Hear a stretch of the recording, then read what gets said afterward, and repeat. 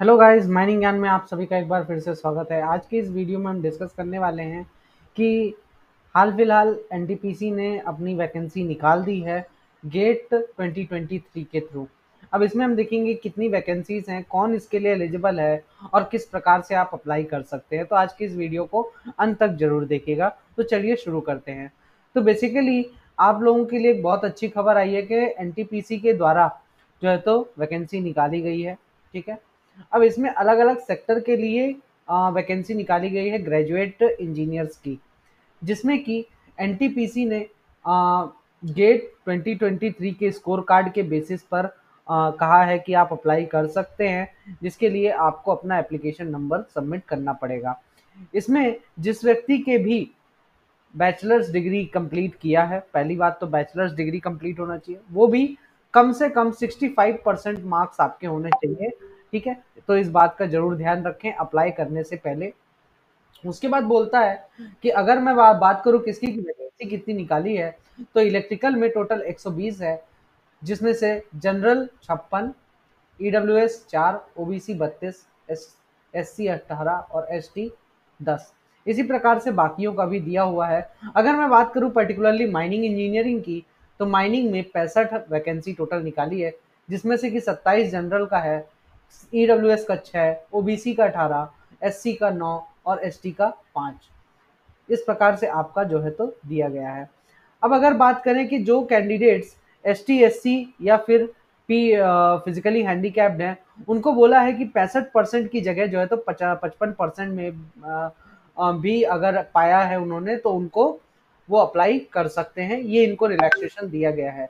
अगर बात करूं कंपनसेशन पैकेज की, तो 40,000 से लेके 1,40,000 तक आपका जो है तो हो सकता है, और बेसिक सैलरी जो है आपकी 40,000 होगी। इसके अलावा बाकी के बेनिफिट्स भी आपको मिलेंगे, डियरनल अलायंस और जो भी अलायंस होते हैं और जो भी टर्मिनल बेनिफिट्स होते हैं, वो सारी चीज़ें आपको प्रोवाइड कराई जाएंगी।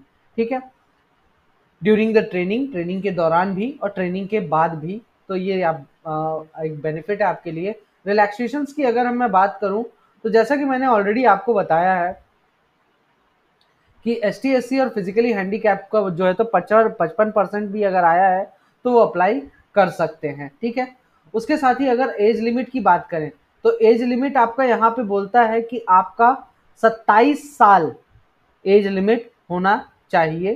ठीक है, जनरल वालों के लिए 27 साल है। उसके बाद अगर एज रिलैक्सेशन की बात करें, तो एस टी एस सी के लिए 5 साल का रिलैक्सेशन है, ओबीसी के लिए 3 साल का रिलैक्सेशन है। ठीक है, फिजिकली हैंडीकैप के लिए 10 साल का रिलैक्सेशन, या डब्ल्यू वालों के लिए भी, और फिजिकली हैंडीकैप्ड और ओबीसी वालों के लिए 13 साल का रिलैक्सेशन है। एंड फिजिकली हैंडीकैप्ड है और वो भी किसका है, एस टी एस सी का है, तो उस केस में आपको 15 साल का रिलैक्सेशन है। मतलब बेसिकली अगर आप ईडब्ल्यू एस कैटेगरी में हैं और फिजिकली हैंडीकैप्ड हैं या जनरल वाले हैं, तो आपको 10 साल का जो है तो क्या मिलता है, आपको एज का रिलैक्सेशन मिलता है। ठीक है, चाहे जनरल के हो चाहे ईडब्ल्यू एस के हो, फिजिकली हैंडीकैप वालों को 10 साल का। अगर आप ओबीसी के में है कैटेगरी में है और फिजिकली हैंडीकैप्ड है, तो 13 साल। अगर आप S T S C candidate हैं और फिजिकली हैंडीकैप्ड है, तो 15 साल। ठीक है, तो इस तरीके से ध्यान रखिएगा आप।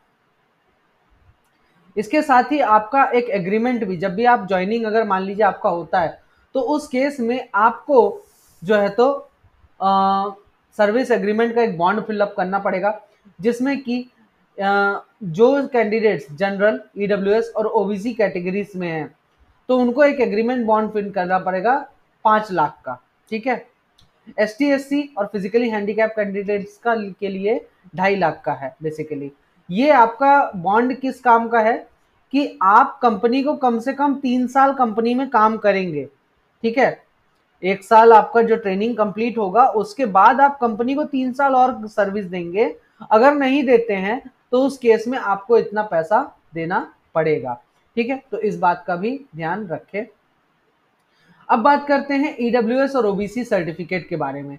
तो जिसके पास भी ईडब्ल्यूएस या ओबीसी का सर्टिफिकेट है, वो बेसिकली आपका गवर्नमेंट ऑफ इंडिया के द्वारा जो फॉर्मेट प्रिस्क्राइब किया गया है, ठीक है, किसी भी कॉम्पिटेंट अथॉरिटी के द्वारा अप्रूव्ड होना चाहिए, इशू किया गया होना चाहिए।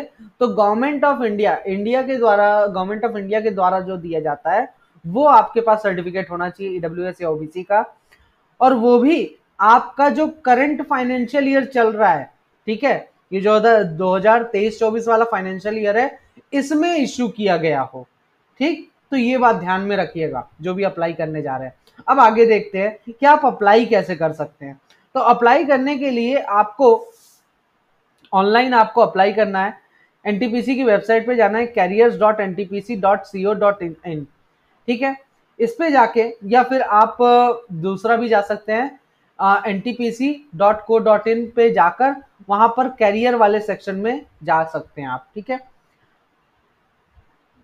ये इसके लिए आपको गेट 2023 का रजिस्ट्रेशन नंबर जो है तो लगेगा, तो वो रजिस्ट्रेशन नंबर फिलअप करना पड़ेगा आपको, ठीक है। उसके बाद आपको सिस्टम आपके लिए क्या जनरेट करके देगा, एक यूनिक एप्लीकेशन नंबर जनरेट करेगा, उसका एप्लीकेशन का स्लिप डाउनलोड कर लेना है आपको, ठीक है। उसका एप्लीकेशन का स्लिप का प्रिंट आउट निकलवा के रख लीजिए। अब ये ध्यान में रखना है कि आपका जो गेट 2023 का रजिस्ट्रेशन नंबर है, जो कि आपके गेट 2023 के स्कोर कार्ड में हुआ दिया गया है, वो आप सही तरीके से फिलअप करें।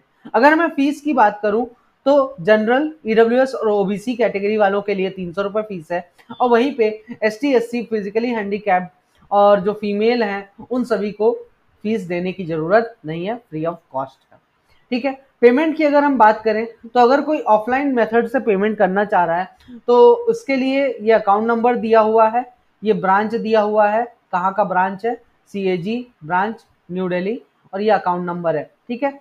एनटीपीसी के बिहाफ में इस खाते में आप पैसा डलवा सकते हैं।